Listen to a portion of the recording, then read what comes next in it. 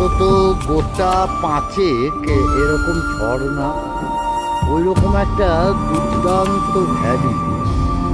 এই রাস্তাটা ধরে আমরা উঠে এলাম ইউলাকান্দা। ইউলাকান্দা হচ্ছে ওয়ার্ল্ডের হায়েস্ট কৃষ্ণ টেম্পল। তো এই ঝর্ণা গিয়ে যেখানে শেষ হচ্ছে সেই জায়গাটাতেই হচ্ছে কৃষ্ণের মন্দির ইউলাকান্দা। পাশে সমস্ত মেঘে ঢাকা পাহাড়। একটু আগেই আমরা যখন হেঁটে উঠছিলাম বরফ দেখা যাচ্ছিল, এই মুহূর্তে একটু মেঘে ঢেকে রয়েছে। আর এই হলো ইউলাকান্দা কৃষ্ণ টেম্পল, কৃষ্ণ মন্দির। একটা অসম্ভব সুন্দর একটা জায়গা।